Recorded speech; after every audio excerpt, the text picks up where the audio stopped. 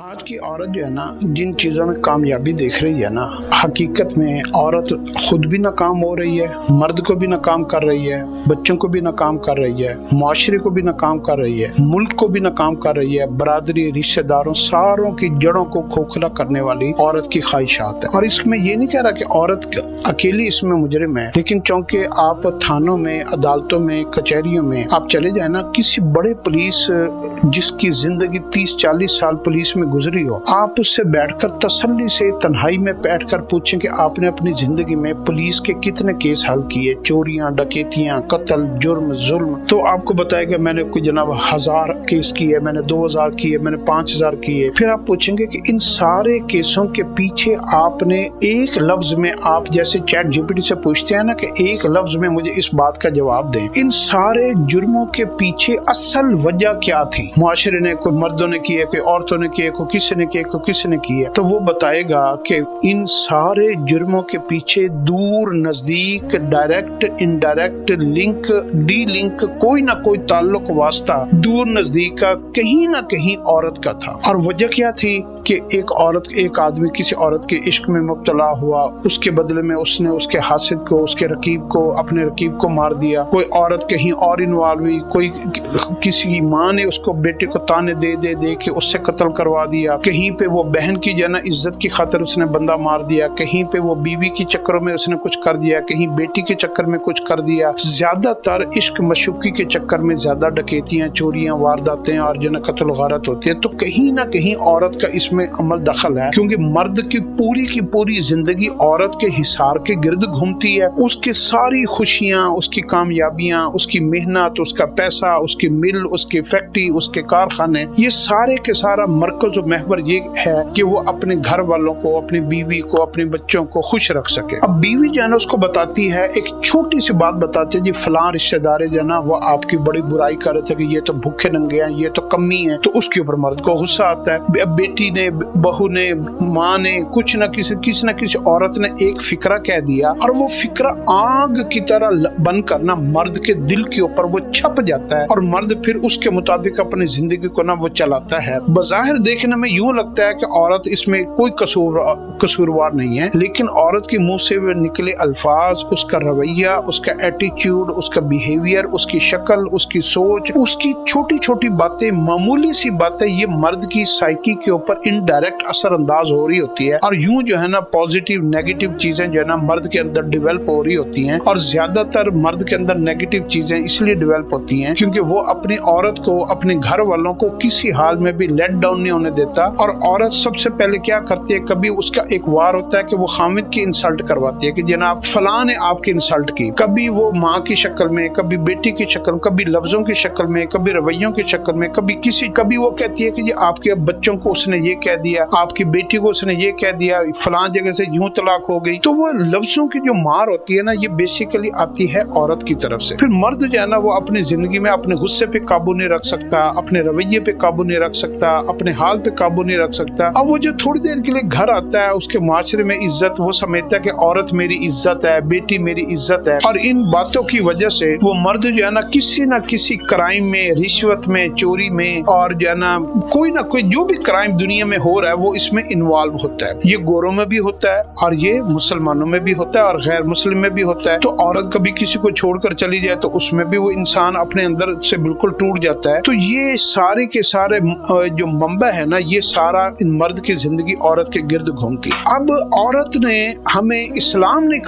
کیا سبق دیا؟ اسلام کی جو بنیاد ہے نا وہ ملت ابراہیمی کے اوپر ہے۔ ابراہیم علیہ السلام کو اللہ رب العزت نے جو دین اسلام دے کر بھیجا، آپ کو پتہ ملت ابراہیمی کی بنیاد حضرت ابراہیم علیہ السلام سے، تو وہ تو نبی ہیں ہی ہیں، لیکن آپ کو پتہ ہے اس کی بنیاد کی اصل جو ہے نا وہ ذات، وہ ایک عورت ہے جس کو ہم اماں ہاجرہ کہتے ہیں۔ ایک عورت ہے، ابراہیم علیہ السلام کی بیوی محترمہ اماں حوا کے اندر اللہ نے وہ خوبیاں، وہ کوالٹیاں، وہ صفات، وہ ویلیوز رکھی تھیں کہ اللہ نے حضور صلی اللہ علیہ وسلم کو ان کی نسل سے پیدا کیا، اور ملت ابراہیمی کی بنیاد اماں ہاجرہ نے رکھی۔ تو اماں ہاجرہ کے بارے میں جاننا بہت ضروری ہے۔ جس عورت نے، مرد نے، معاشرے نے اگر اماں ہاجرہ کو صحیح طور پر اسٹڈی کر لیا، آپ یقین کر لیں اس کو پتہ لگ جائے گا کہ عورت کتنی خوبصورت چیز ہے، عورت کی کتنی ویلیوز ہیں، عورت کتنی عظیم ہوتی ہے اور عورت کتنی اچھی ہوتی ہے۔ جو تو ملت ابراہیمی میں اما ہاجرہ کی پیروکار عورتیں ہیں، نیک عورتیں، پاک باز عورتیں، اچھی عورتیں، فرما بردار اطاعت گزار عورتیں، اور تو وہ تو بڑے خوش نصیب ہیں۔ اور وہ کون ہیں؟ اما ہاجرہ کا کام کیا تھا؟ اما ہاجرہ کی سب سے بڑی جو خوبی تھی نا، وہ یہ تھی کہ وہ اپنے خامد کی اور اللہ کی اطاعت گزار بہت تھی۔ اپنے خامد کی بات میں روک ٹوک، منفی بات، نیگیٹو بات کو کاٹ دینا، اس میں کوئی نہ کوئی وجہ نکال دینا، اس میں شک کرنا اور اس میں الجھن کا اظہار کرنا، تو یہ اما ہاجرہ کی طبیعت میں اللہ رب العزت نے نہیں رکھا تھا، قلب سلیم عطا فرمایا تھا۔ اور اس کا واقعہ آپ یوں دیکھیں کہ جب اسماعیل علیہ السلام کو اللہ رب العزت نے ان کی گود میں دیا تو بیٹا ایک اور چھوٹا بیٹا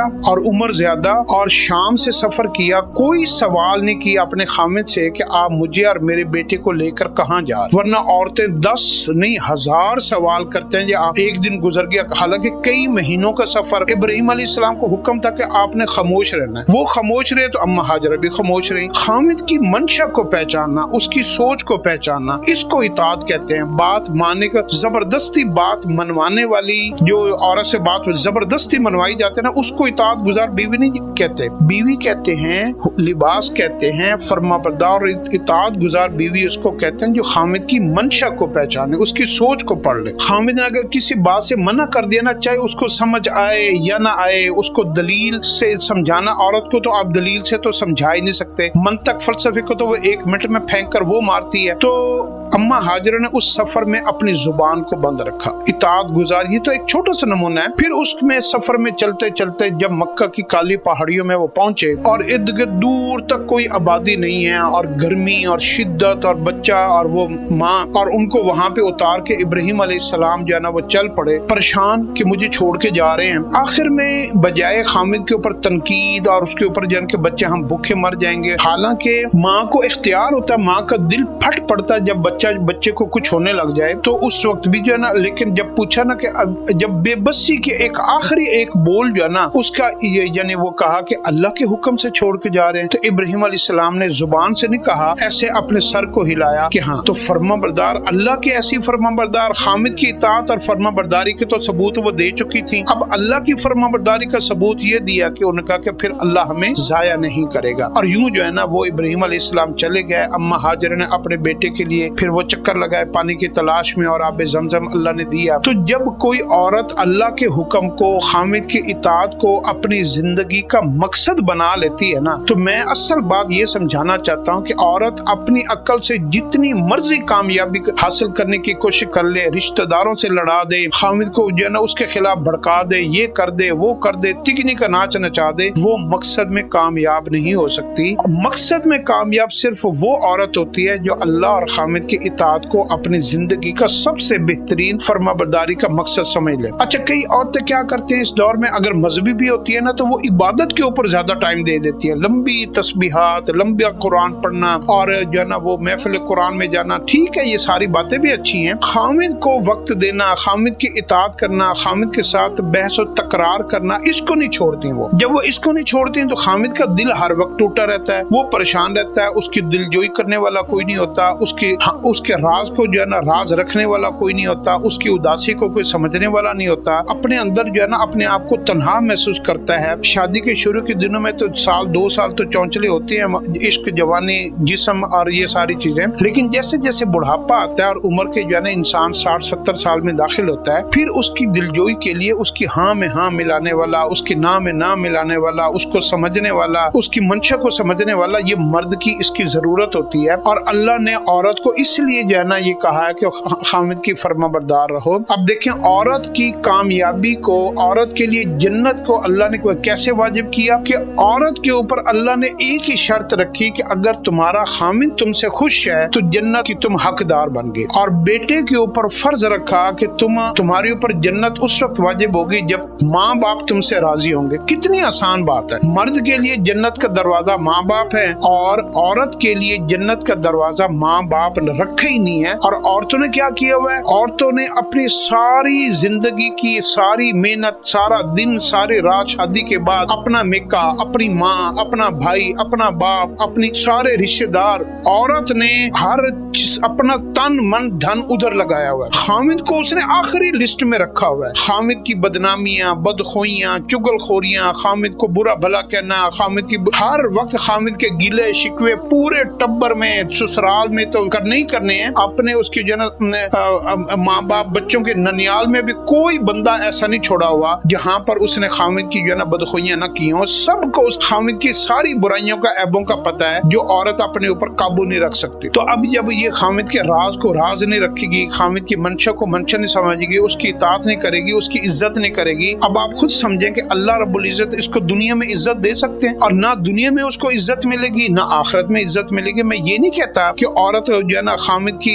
यानी वो बातें भी मान ले जो अल्लाह और अल्लाह के रसूल ने मना की हैं, वो उसमें भी मानने का ये अंदाज है कि आप उसको पोलाइटली समझा दें इतनी मोहब्बत से कि खामिद खुद भी बाज आ जाए, ना कि जिद बाजी शुरू कर दें कि खामिद ने ना भी वो बुराई करनी हो तो औरत की तंजिया और जो है ना मकरूहाना और गलत लफ्जों के ऊपर खामिद जबरदस्ती वो बुराई करे जिसके ऊपर अल्लाह के रसूल ने मना किया है। तो यूं भी जो है ना इंसान कई बातों में मर्द जो है ना गुनाह करते हैं औरत के साथ जिद में आकर। तो ये औरत जब किसी चीज को जिद बनाती है ना तो फिर वो उसका अंजाम हमेशा गलत होता है। इसलिए मैंने एक वाकया देखा कि औरत के जो मिजाज को लोग समझ गया ना वो दुनिया में कभी भी नाकाम नहीं हो सकते, लेकिन जो लोग औरत के मिजाज को समझे बगैर दुनिया फतह करते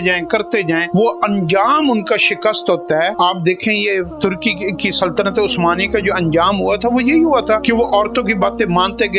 गए, उनकी औलादें उनके हाथों से हलाक हो गई, उनसे बड़े बड़े गलत फैसले हो गए। स्पेन के अंदर मुसलमानों के 800 साल हुकूमत रही, औरतों की बातें मानते गए और यूं जो है ना उन्होंने 800 साल की हुकूमत का सत्यानाश कर लिया। मुगल हुक्मरानों की बादशाही देखें, औरत के अंदर इतने नीचे लग गया कि वो जो है ना औरत के ही फैसले चलने लग गए और मुगली हुकूमत का बेड़ा गर्क हो गया। एक वाकया की तारीख में आता है, चंगेज खान जिसका बेटा हलाकू खान था, एक ही औरत के ऊपर दोनों बाप बेटा आशिक हो गए। अब चंगेज खान बड़ा समझदार था। अब चंगेज खान के मुकाबले में हलाकू खान ने कहा अपने बाप को कि ये औरत मैंने लेनी है, नहीं तो तुम्हारे और मेरे दरमियान जो फैसला ना वो तलवार करेगी। बाप को बेटा ये कह रहा है, और वो भी कौन से बाप को, चंगेज खान को। अब चंगेज खान ने क्या किया, उस औरत को लिया, बेटे को लिया और एक पहाड़ की चोटी पर चले गए और बाकी सारे मुआवजे को कहा कि तुमने हमारे साथ नहीं आना। वहां पर दोनों ने तलवारें अपनी अपनी नियाम से निकाल ली और औरत को एक साइड पे खड़ा कर दिया। अब जब तलवारें निकाल ली और जंग शुरू करने के लिए एक दूसरे को कौन पहले मारता है, तो चंगेज खान ने एक काम किया। चंगेज खान ने तलवार निकालते ही बजाय बेटे के ऊपर हमला करने के उस औरत का सर कलम कर दिया, जिसकी वजह से आज बाप बेटा आमने सामने टक्कर के ऊपर खड़े हो गए और उस औरत की गर्दन कट गई। जब